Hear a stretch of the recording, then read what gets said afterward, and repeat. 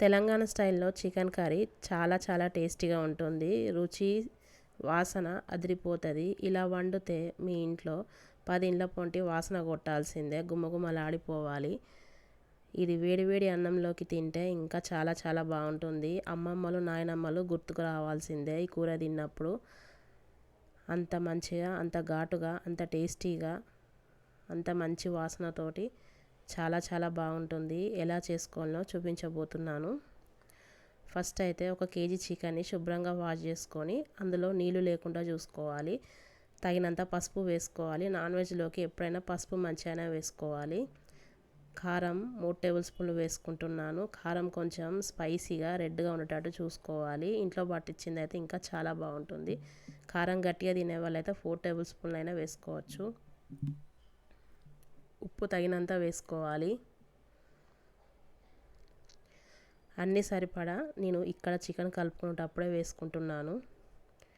Masala, chicken masala పొడి వేసుకోవాలి. ఇది ఇంట్లో తయారు చేసిన మసాలా పొడి. బయట ఉన్నది అస్సలు మంచిగా ఉండదు, ఘాటు స్మెల్ అస్సలు మంచిగా ఉండదు. మసాలా వేయించిన ధనియాల పొడి వేసుకోవాలి. ఇంట్లో పట్టిన మసాలా అయితే చాలా బాగుంటుంది. తర్వాత కొత్తిమీర పుదీనా శుభ్రంగా కడిగి చిన్నగా కట్ చేసుకొని వేసుకోవాలి. వేసుకొని చికెన్కి అంతా కలిసేట్టుగా కలుపుకోవాలి మొత్తం.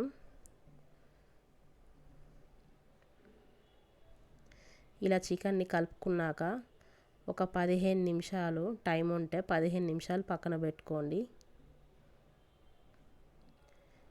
15 నిమిషాలు పక్కన పెట్టకున్నా కానీ చాలా బాగానే ఉంటుంది కూర. ఇలా 15 నిమిషాల తర్వాత పల్లి నూనె వాడుకోవాలి.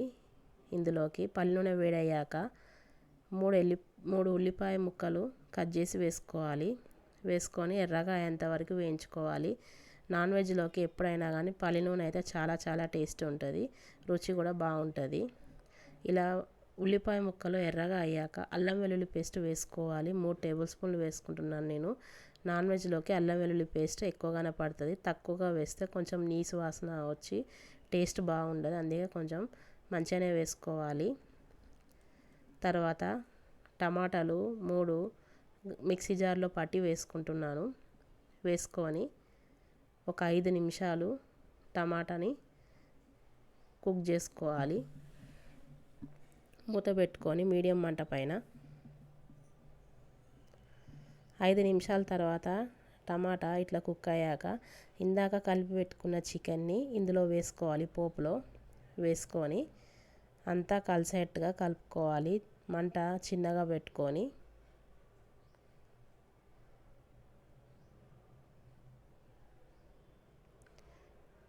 కలుపుకున్నాక మూత పెట్టుకొని ఒక 10 నిమిషాలు మీడియం మంట పైన చికెన్ నుండి నీళ్ళు వచ్చేంత వరకు ఉడికించుకోవాలి. ఇలా చికెన్ నుండి నీళ్ళు రావడం స్టార్ట్ అయ్యాక కలుపుకోవాలి అడుగు పట్టకుండా.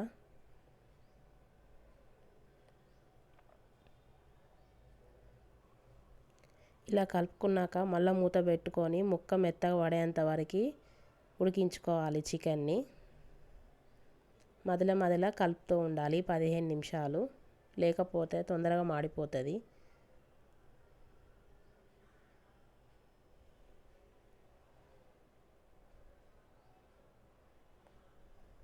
ఇలా కలుపుకున్నాక మూత పెట్టుకొని మరి కాసేపు ఉడికించుకోవాలి ముక్క మెత్తపడేంత వరకు. చికెన్ పూర్తిగా ఉడికిపోయింది. స్టవ్ ఆఫ్ చేసేసుకొని వేడివేడి అన్నంలోకి తింటే చాలా చాలా టేస్టీగా ఉంటుంది. రుచి అదిరిపోవాల్సిందే, గుమగుమలాడుతుంది వాసన కూడా, అంత బాగుంటుంది చికెన్ కర్రీ. ఇలా సింపుల్గా ఈజీగా తక్కువ ఇంగ్రీడియంట్స్తో తయారు చేసుకోవచ్చు చికెన్ని.